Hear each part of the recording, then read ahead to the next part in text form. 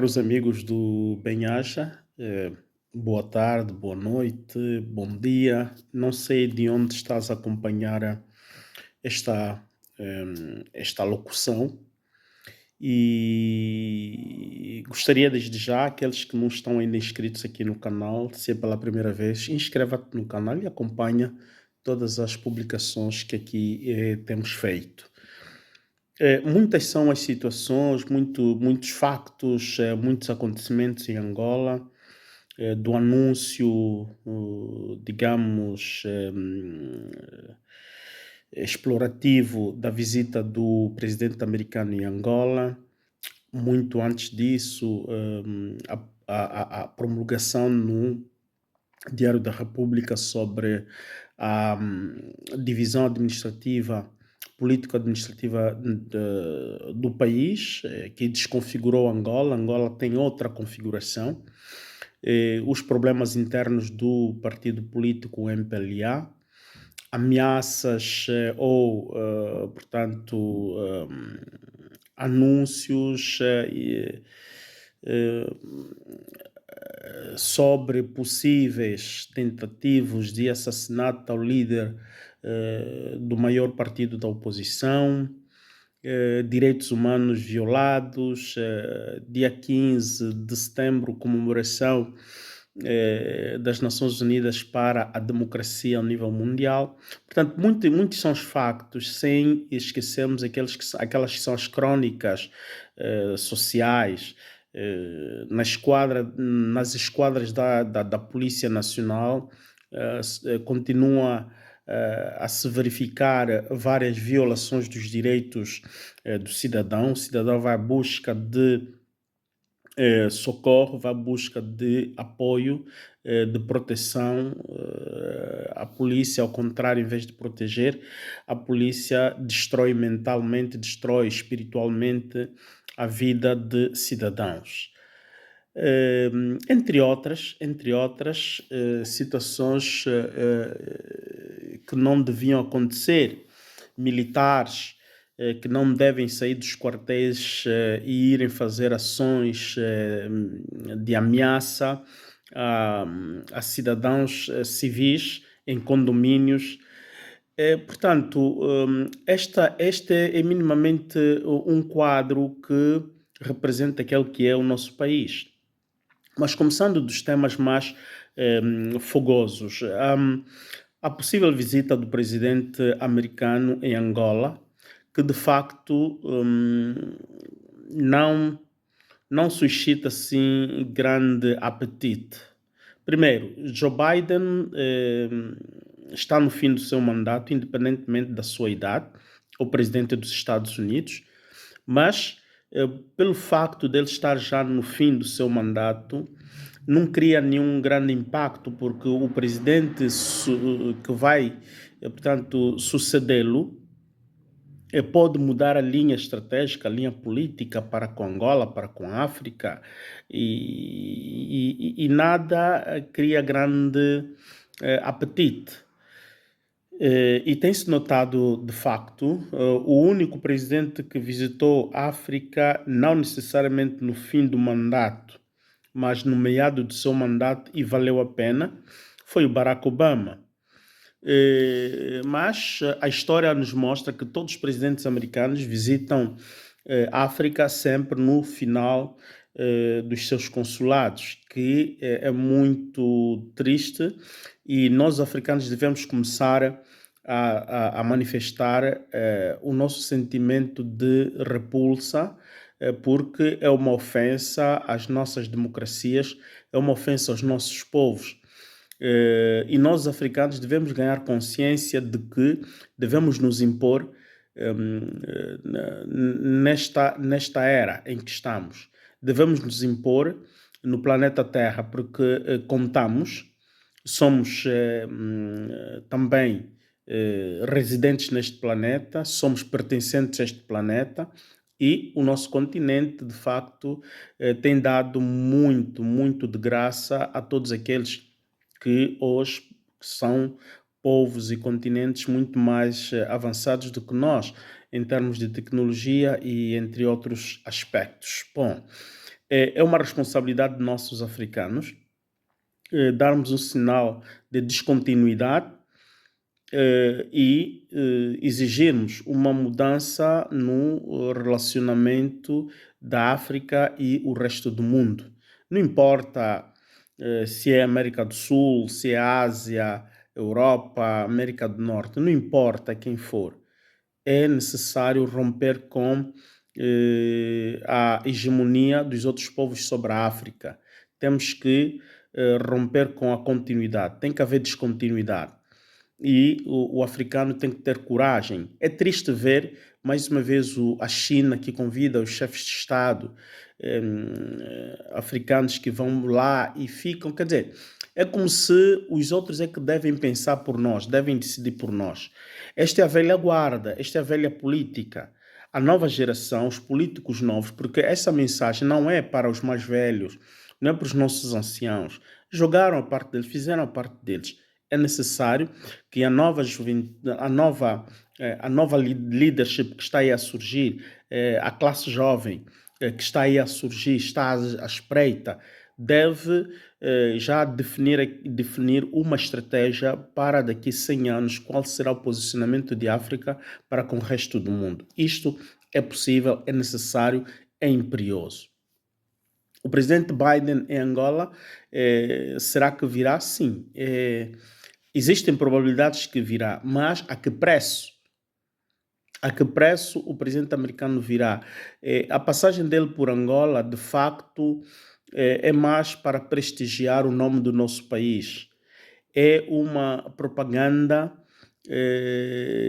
uma publicidade para o nosso país, porque os Estados Unidos da América não precisa de Angola para o colocar num nível estratégico importante, mas sim, aqui deve haver talvez um jogo de interesse da parte dos angolanos em comprar esta viagem do presidente americano. É bem possível que se está a comprar a visita do presidente americano.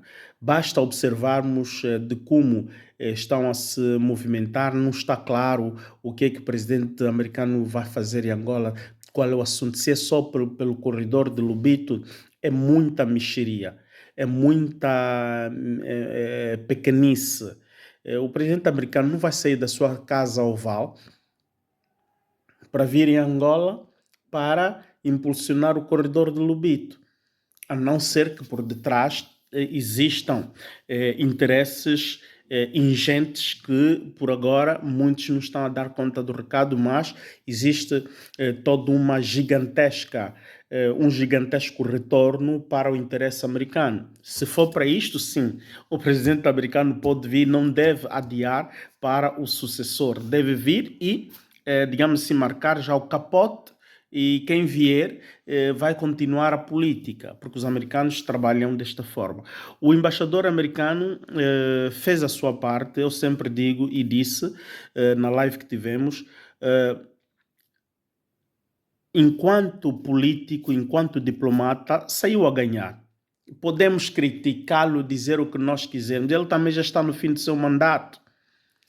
Podemos dizer o que quisermos no relatório, no palmarés da diplomacia americana, é o presidente, aliás, é o embaixador que mais gravitou, que mais interesses produziu para os americanos em Angola.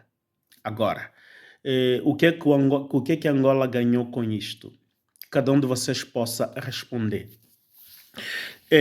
Democracia em Angola, os problemas internos do MPLA. MPLA não tem saída, a não ser tem que ativar aquele botão da democracia interna. Mas é uma democracia que deve ser, de facto, democracia e não uma democracia fictícia. E o MPLA deve também mudar de registro, deve mudar de comportamento interno. É o MPLA que deve romper e acabar com a mania dos micheiros, dos bajuladores, dos maquiavélicos, dos oportunistas.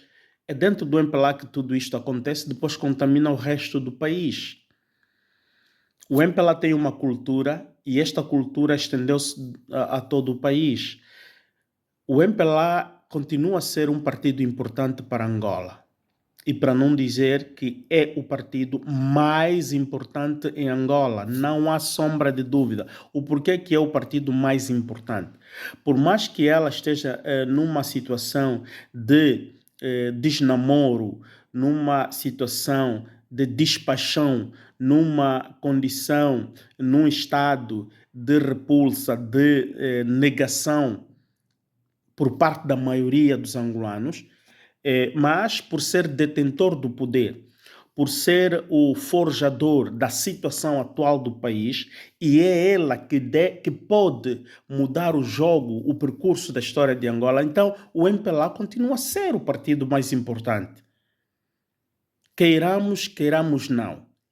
Ora bem, e aqui faço menção àquela fala do atual secretário para a informação do MPLA, do qual muitos de nós tínhamos criticado quando ele tinha dito isto, mas fazendo uma fotografia minuciosa, uma radiografia, não é, para vermos o esqueleto da coisa, de facto é o MPLA que tem a solução do país. A parte do MPLA é o povo angolano, mas sabemos que o povo angolano anda anestesiado. O povo angolano anda anestesiado e o povo angolano, para se livrar desta anestesia, queiram também ou queiram não, é ativar uma chave, é ativar um botão muito, mas muito, muito rischioso em italiano, um botão de alto risco, que é a rebelião popular. Se o angolano, a população angolana não se rebelar contra o MPLA, a situação vai continuar como está. Agora, o que é que o MPLA de facto produziu para os angolanos durante todo esse tempo? O angolano produziu, o MPLA, o que é que o MPLA produziu para os angolanos? O MPLA produziu intrigas,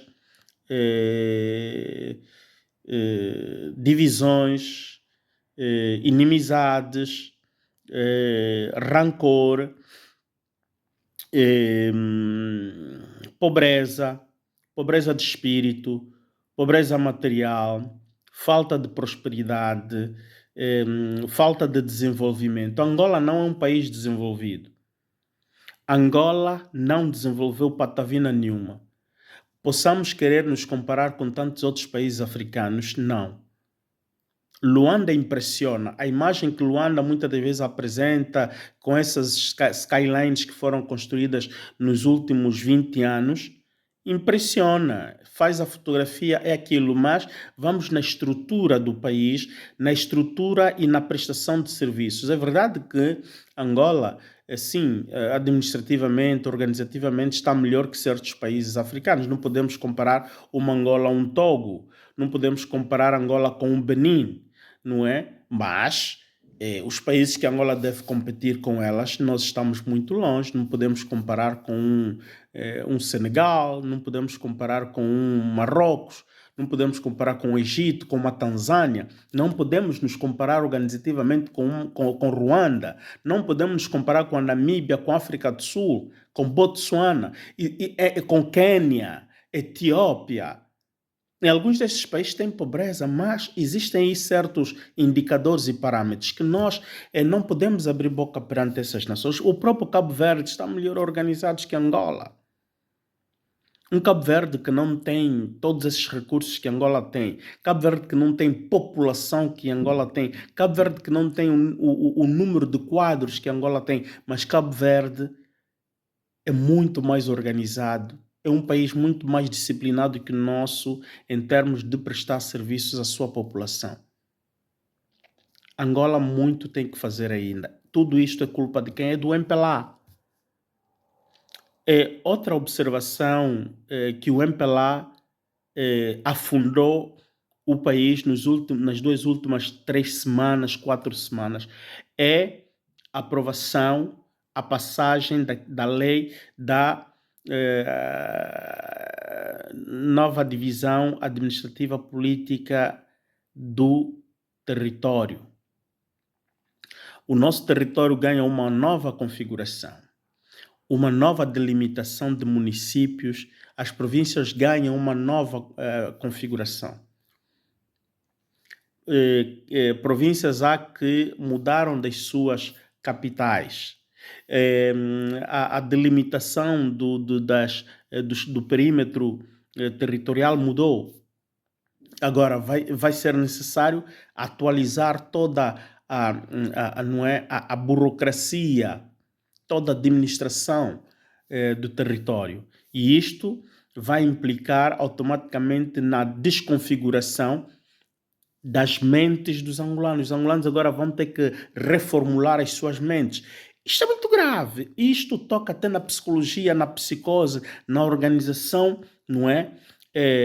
Fisiológica das pessoas. Portanto, quando se está a ir tocar numa situação super importante que tem a ver com a vida de milhares, atenção! E quem é que sai a beneficiar disto? É uma corja de indivíduos. Aqui é um debate público que devemos observar com muita atenção.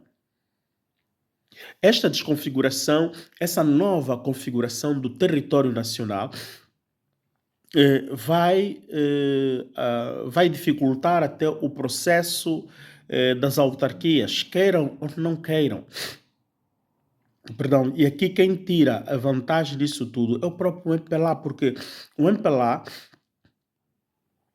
ela não troca, não pode tocar nas leis das quais ela não se sente confortável. Ela faz leis, promulga leis das quais ele estudou antecipadamente, da qual lhe cria comodidade, porque em termos de popularidade, o MPLA, se continuasse na configuração administrativa esta que é vigente agora, o MPLA perdeu vantagens políticas. Agora, com essa nova configuração administrativa territorial, MPLA ganha um amplo respiro.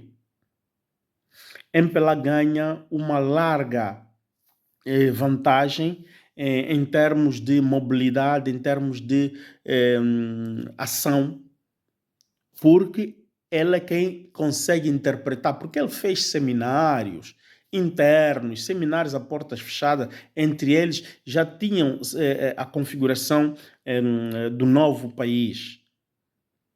Agora, João Lourenço, o líder deste governo, o presidente deste governo, fazendo isto, de facto, ele gostaria de dar o pontapé de saída e consolidar este processo. Este é o hábito dos presidentes africanos. Depois de fazer uma mudança significativa que toca profundamente na vida dos cidadãos, eles querem consolidar esse processo. O que é que está aqui? João Lourenço quer deixar um legado de que ele criou uma nova república e vai ficar nos anéis históricos do país, que João Lourenço criou uma nova república, criou um novo território, deu uma nova configuração. A administração pública do país mudou de comportamento, mudou de cultura. É uma mudança de cultura. Portanto, este é um legado que o João Lourenço está a deixar. Amarga para todos, mas é isto que ele implementou. Com 1000 ineficiências, o setor da educação funciona mal, não tem uma estratégia, uma política estratégica eficiente, vantajosa, que possa de facto beneficiar positivamente aos angolanos. O setor da saúde está-se a construir de facto muitos hospitais. De um lado não devemos nos lamentar muito, mas o que deveria ser feito devia ser uma engenharia contrária. Devia-se primeiro digamos, garantir os hospitais, não é? Chama-se de primeiro nível, não é? De primeiro de terceiro nível, não me lembro mais a configuração, a classificação, a ordem da classificação dos níveis dos hospitais, mas vamos dizer assim, no básico, devia-se primeiro ver os postos médicos os centros médicos para os municípios, para as comunas. Portanto, criar uma rede sanitária que consiga responder, não é, e amortecer a problemática de saúde no país. Quando se olha para a província das Lunda, Lunda Norte, Lunda Sul, existe um grande problema, uma grande ausência de serviços. Olha para Mochico. Mochico é uma província angolana. Tanto faz os dois Mochicos que agora vão existir. Ok. O leste do país está mal servido. O norte do país está mal servido. Existe uma discriminação de prestação de serviços públicos no nosso país. Há necessidade de se mudar essa configuração. Olha, eu vou vos dar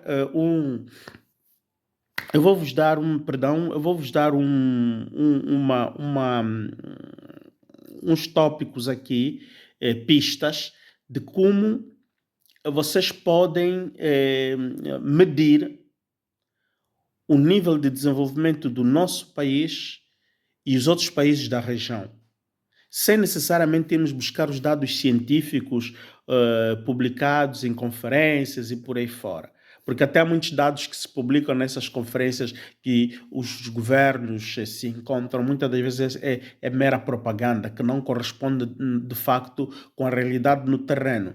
A realidade no terreno, basta vocês acompanharem as viagens dos turistas gira mundo. Estes turistas que andam de motorizada, de carro, que estão a girar quase todos os países de África, não importa se são africanos ou ocidentais, europeus, asiáticos, eles vão de encontro com o país real. Eles fazem uma fotografia daquilo que eles veem e encontram e em função das suas realidades, de onde eles vêm. E principalmente observem nos turistas europeus ou americanos que, em termos de organização administrativa, organização não é territorial, estão muito bem organizados, são países desenvolvidos. A interpretação, os comentários que eles fazem. Bom, nem todos vocês falam as línguas que eles falam. Uns falam em francês, outros falam em italiano, outros falam em inglês, outros em holandês. Seria bom conhecer essas línguas e ouvir os relatos deles.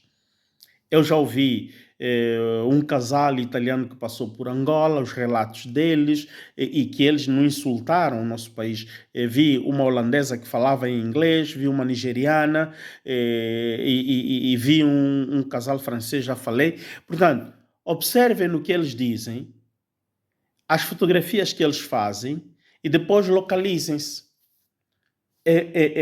Nós estamos mal. Tu comparas a passagem deles em Angola, vê a passagem deles na Zâmbia, na Namíbia, em Botsuana, em Tanzânia. Estes outros países estão melhor que nós. Olhem as estradas, por exemplo,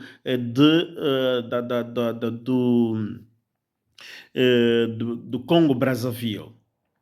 Estradas esplêndidas que superam muitas das nossas estradas. Nós só temos uma ou duas estradas que estão em boas condições. No sul, eu vi boas estradas na província do Namibe. Por quê? Porque também tem pouca circulação. Explora-se pouco aquelas estradas e elas estão em boas condições. Mas existem aí umas partes que as obras foram abandonadas, que é preciso ir-se continuar a reativar aqueles serviços. Mas gostei de ver as estradas do Namibe. Lubango tem boas estradas.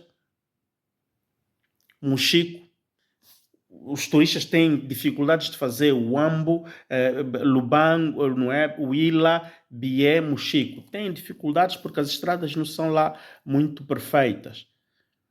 Bom, a divisão administrativa é um grande desafio.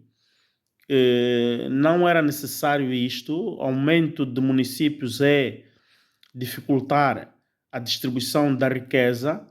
o financiamento destes municípios, produziu-se mais custos do que benefícios. O que o país precisa é sair dessa discussão da divisão da riqueza entre os grandes. É necessário agora, há necessidade de se investir, injetar dinheiro nos bancos, nas províncias, abrir-se programas de crédito direito aos pequenos comerciantes, não é? Pequenos e médios comerciantes nas províncias, e tinha que ser um programa nacional direcionado especificamente para os nacionais. Hoje, os pequenos comerciantes, a pequena distribuição é feita, a micro distribuição de produtos de primeira necessidade, de necessidades básicas, é feita por estrangeiros em Angola.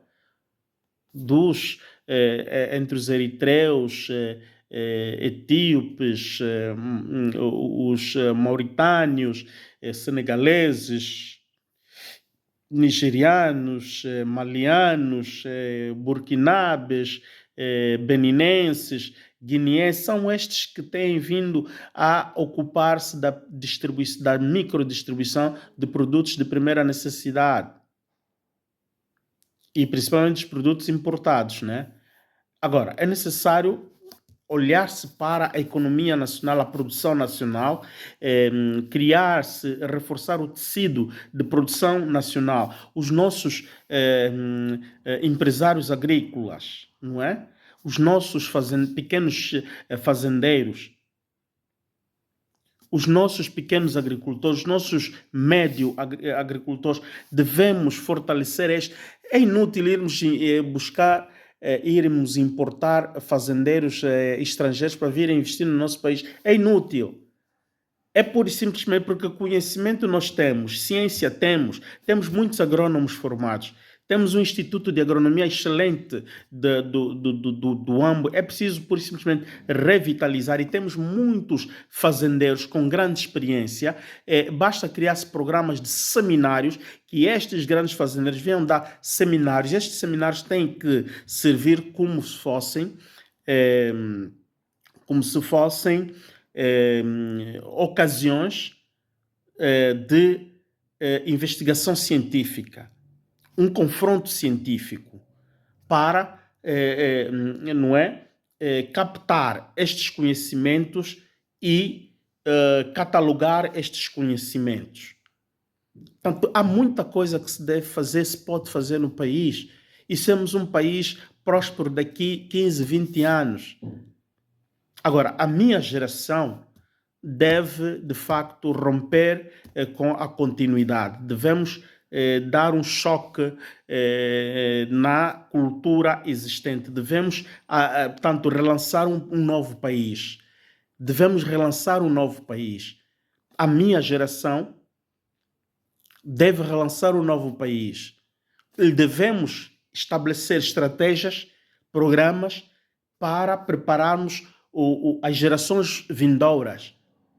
E tem que haver uma ruptura com esta brincadeira que o MPLA andou a fazer durante esses anos.